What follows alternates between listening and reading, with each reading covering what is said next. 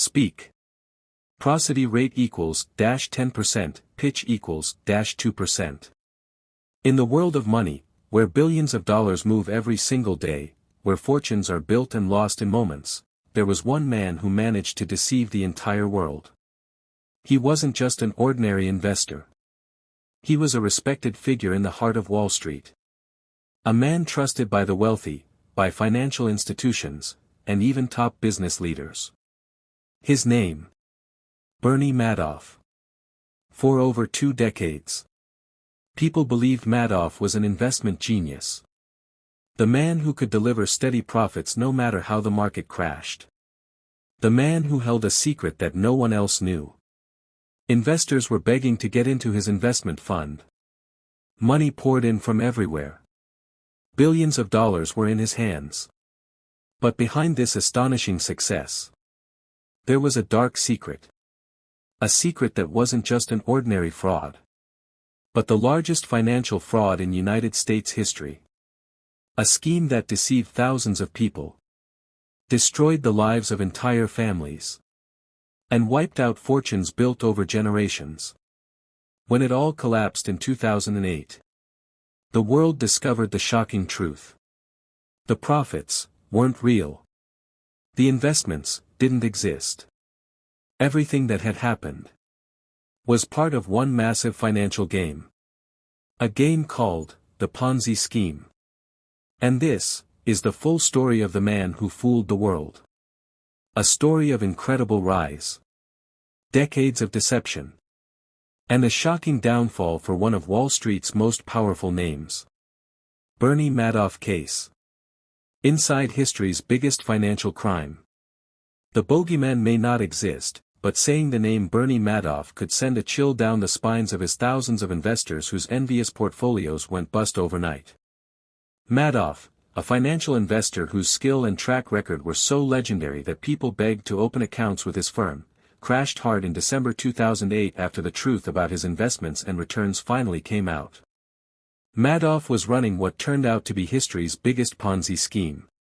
To unravel his crimes, the FBI all but moved into Madoff's offices.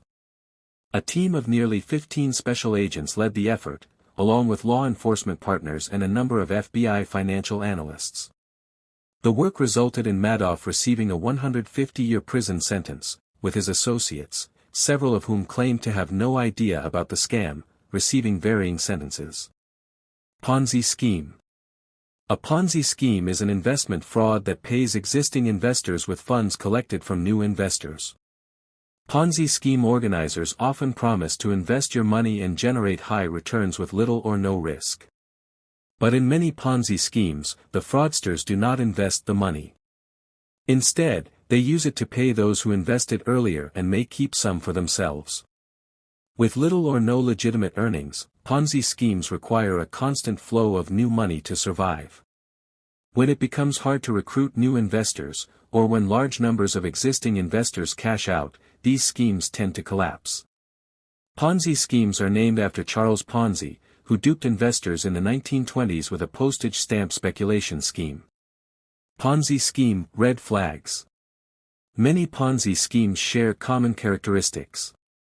Look for these warning signs. High returns with little or no risk. Every investment carries some degree of risk, and investments yielding higher returns typically involve more risk. Be highly suspicious of any guaranteed investment opportunity. Overly consistent returns. Investments tend to go up and down over time. Be skeptical about an investment that regularly generates positive returns regardless of overall market conditions. Unregistered investments. Ponzi schemes typically involve investments that are not registered with the SEC or with state regulators. Registration is important because it provides investors with access to information about the company's management, products, services, and finances. Unlicensed sellers. Federal and state securities laws require investment professionals and firms to be licensed or registered.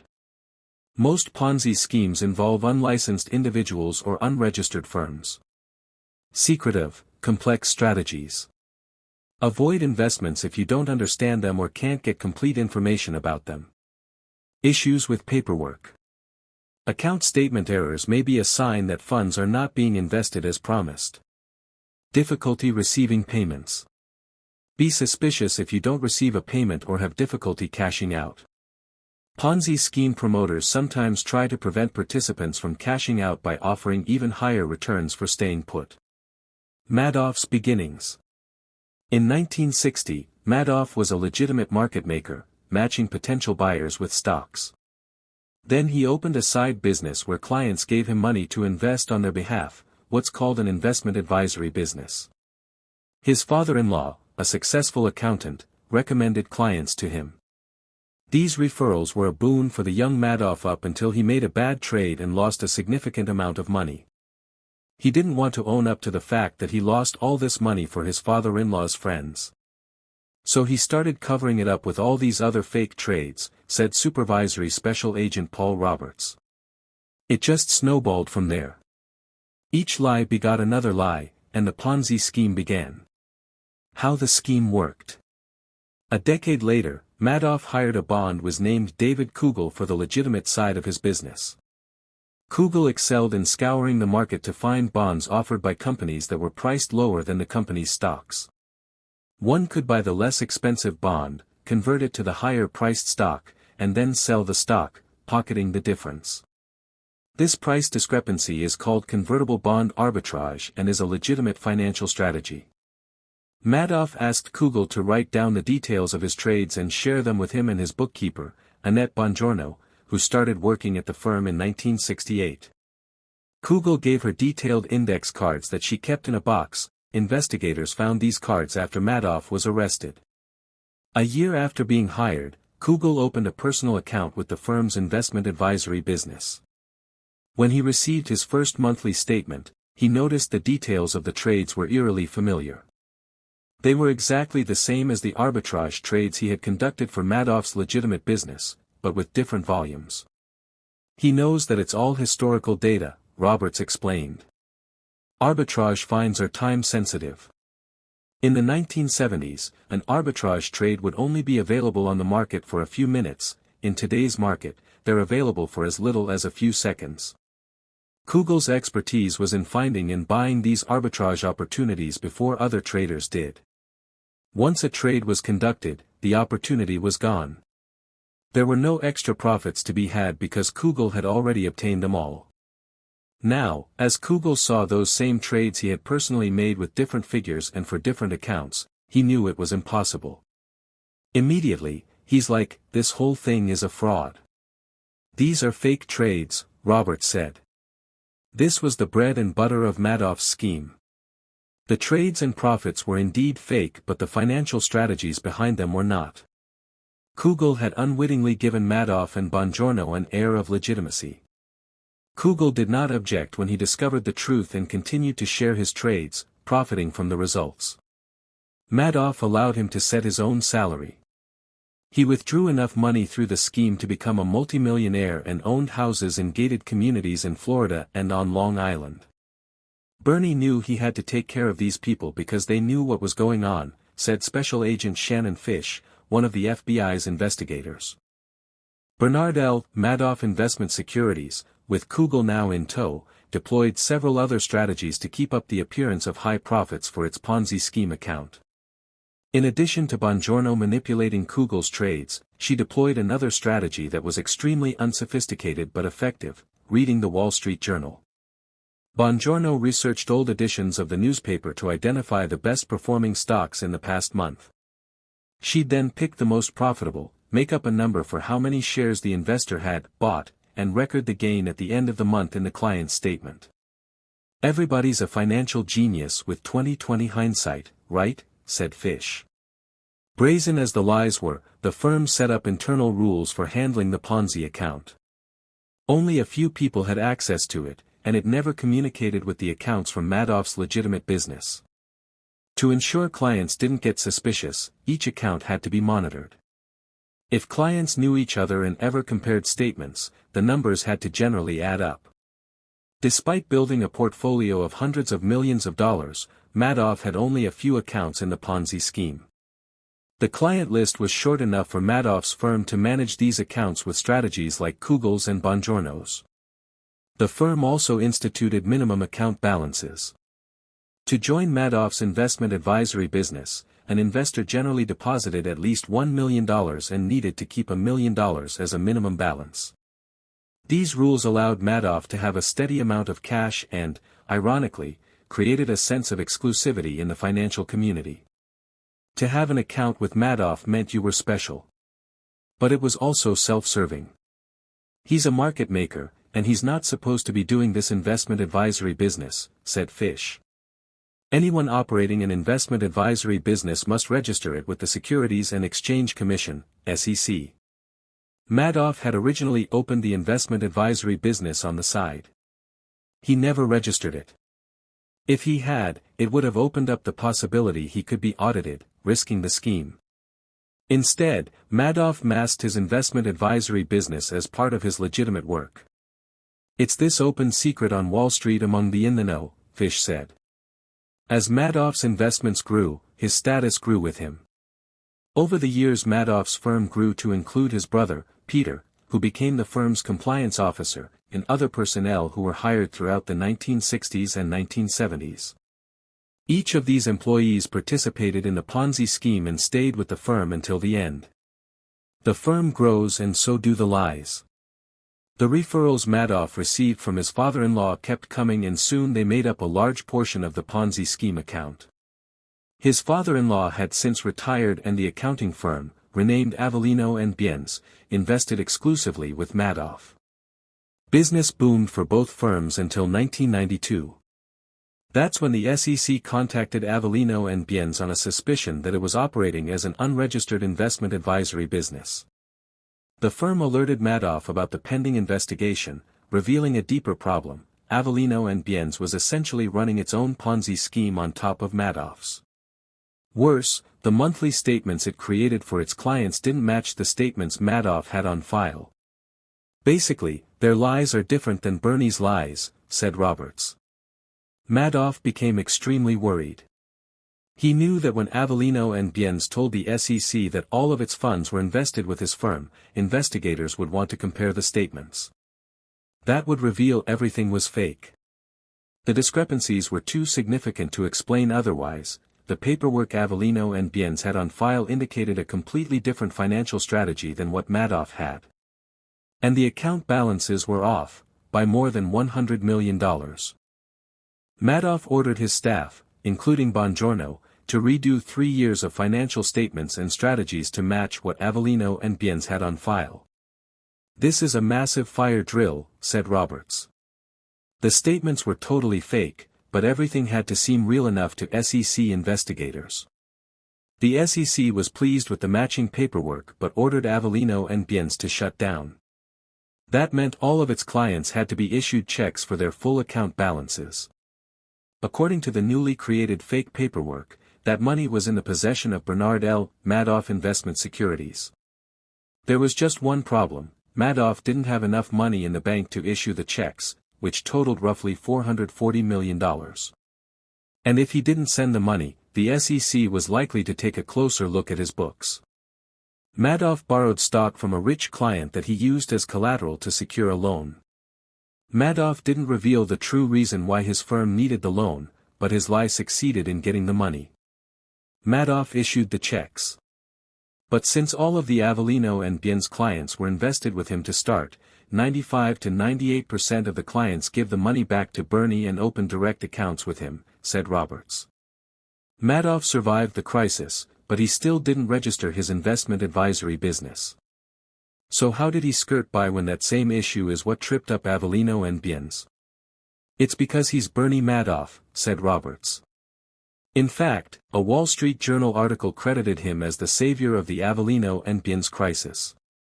His face was even printed in the iconic dot matrix sketch the newspaper is famous for. He loved that, said Fish. Madoff's Wall Street profile soared, and he was named chairman of the Nasdaq Composite in 1990. After the Avellino and Biens crisis, Madoff took on roughly 2,000 additional clients. This presented new challenges. With so many new accounts to fake, Kugel's and Bongiorno's techniques weren't enough. They needed a new strategy. The solution came from an unlikely source. Originally hired in 1975 at age 18 to be an errand boy, Frank DePascali rose through the ranks of Bernie L. Madoff Investments and eventually devised a complicated strategy called split-strike conversion. What is split-strike conversion? Using split-strike conversion allows people essentially to buy stocks and then hedges the purchase by buying and selling options. An option is a separate transaction that allows someone to buy or sell a stock at a specific price at a specific time. The strategy is legitimate but doesn't make money in the long term, said Roberts. Regardless, it can turn a profit, and a hefty one when using fake numbers. To avoid any reporting with the SEC because the firm was not registered as an investment advisory business, the firm reinvested the stocks at the end of the month in treasury bills, which are not susceptible to an audit.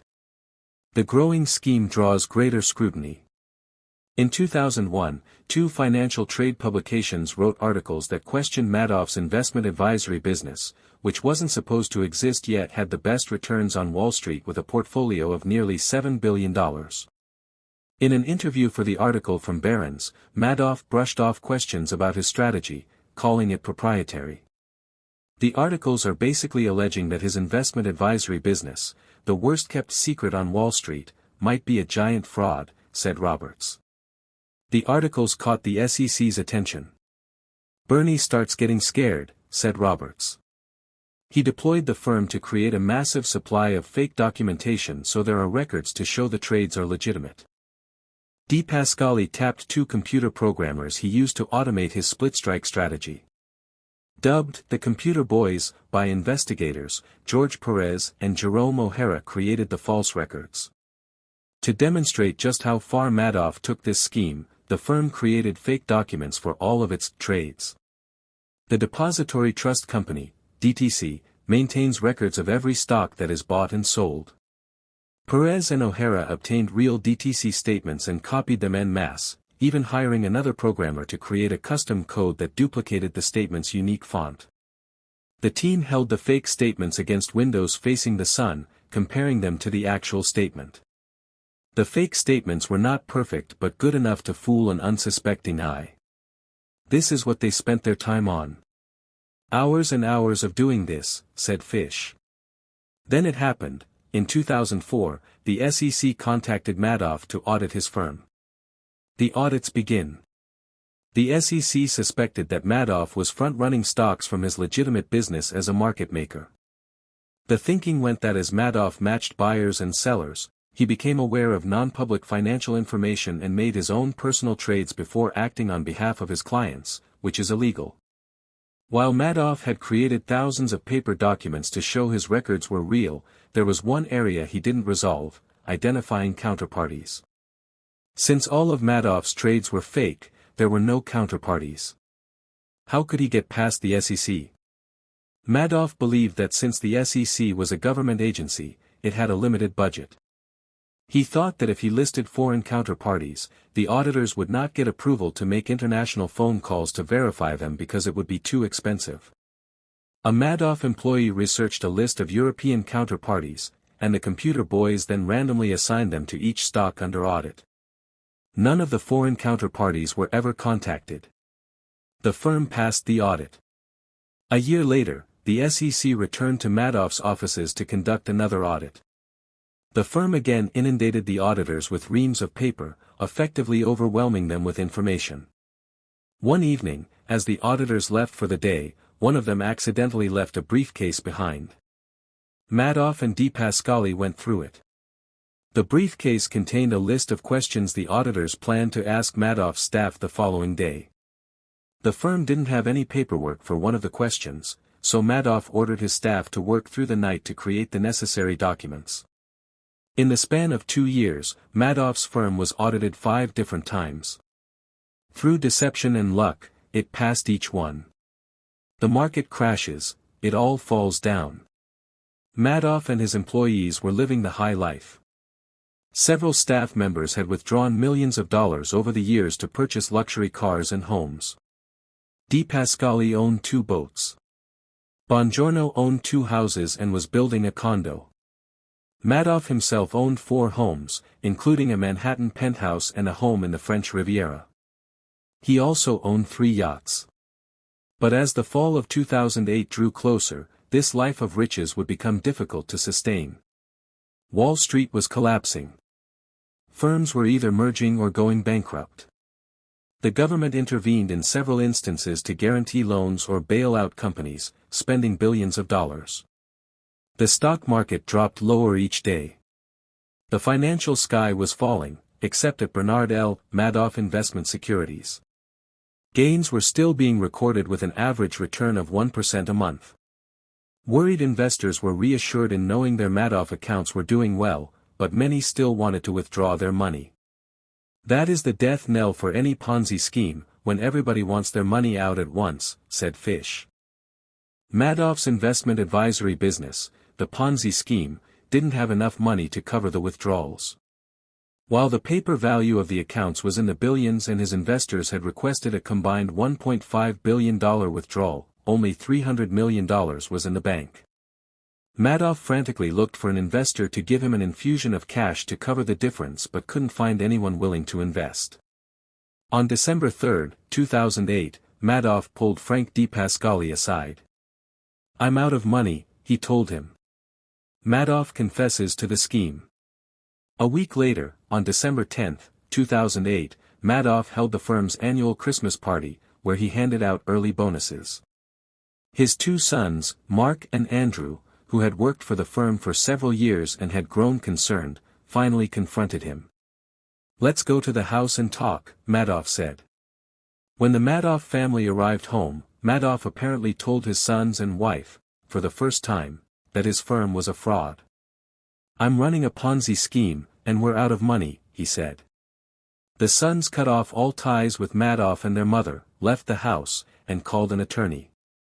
That attorney called the SEC, which then called the FBI's New York office. The next day, FBI special agents visited Madoff at his home. They confronted him about the accusation. "We're here to see if there's an innocent explanation," the agents said. "There is no innocent explanation. I've been running a massive Ponzi scheme," Madoff replied. After a short discussion, the agents called the assistant United States attorney, who agreed that Madoff should be arrested.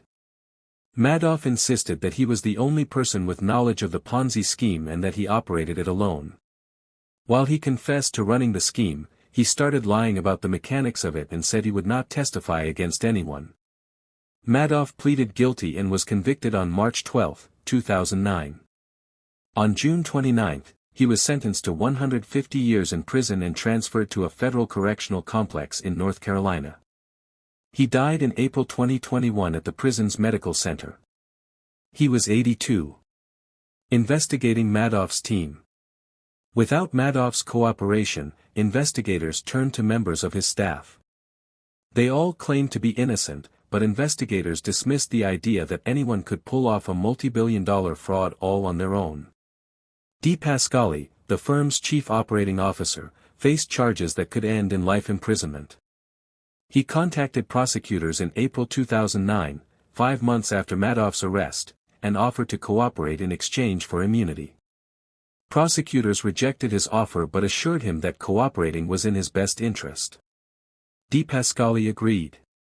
For the next 3 years, the FBI examined every document in Madoff's office and interviewed hundreds of victims to determine who helped Madoff in the scheme. Dozens of subjects were identified, and 14 were ultimately charged. Several of the 14 pleaded guilty or cooperated with the government. Peter Madoff, Bernie's brother and the firm's chief compliance officer, pleaded guilty but did not cooperate with the FBI. He was sentenced to 10 years in prison. He had taken $15.7 million over the life of the fraud. He forfeited all his and his family's assets, including their homes and more than $10 million in savings. Only 5 employees insisted on their innocence, including bookkeeper Annette Bongiorno and the computer boys, George Perez and Jerome O'Hara. Their cases went to trial with DePascali as the lead government witness. The trial ended in guilty verdicts for all 5 employees. The computer boys got 2.5-year sentences each. Bongiorno received 6 years. DePascali spent 6 weeks on the stand, and his testimony proved essential for the government's cases against Madoff's staff. DePascali was never sentenced himself, though. In March 2015, he called Fish to tell him that he had been diagnosed with lung cancer, and he died 2 months later. Working to recoup victims' funds. Not all of Madoff's victims were even aware they invested with him. Some hedge funds and feeder funds opened accounts with Madoff without telling their clients. Those clients were individuals, charities, and companies that created retirement accounts for their staffs. The funding companies had some financial protection, but its individual clients did not. They lost everything. The safety net that protected some client investments was complicated. The premise is that clients who invest directly with a broker or company that becomes insolvent are entitled to $500,000 worth of coverage. That is covered by the Securities Investor Protection Corporation, SIPC. But not every person who invested directly with Madoff received that windfall. A SIPC trustee analyzed every Madoff account and calculated how much money was invested and how much money was withdrawn over the life of that account. If more money was withdrawn than invested, the account holder had to pay it back or be sued. And if clients simply lived off the interest from their Madoff accounts, or left an inheritance or opened accounts for family, those individuals could be in a situation where their accounts not only went bust, but they now owed money despite having never invested with Madoff themselves. As mentioned, those second-level investors, the retirement accounts or other funds people gave to financial professionals to invest for them, were entitled to nothing. Or so it seemed. As the FBI continued to seize assets from Madoff and his associates, the value of those items was distributed to a victim compensation fund managed by the Department of Justice. Those investors can submit a claim to get some of the money back, but they'll never be fully compensated. Lawsuits are still ongoing as the SIPC trustee claws back funds from the direct investors and claims are made against forfeited assets, but investigators and the trustee have combined forces to recoup billions for the victims. The legacy of Madoff. The FBI continues to rank securities fraud as a high-priority threat. While some changes have been implemented since Madoff's plea, the main difference has been the growing awareness that this type of fraud exists. Even the term Ponzi scheme became more popular after this case. People will call with a suspicion of fraud and they'll say, "I think it's a Ponzi scheme," Roberts said. They aren't always right, Roberts said, but the term is now well known. If you have any information about this type of fraud, or think you may be a victim, contact your local FBI field office or tips.fbi.gov/prosody/speak.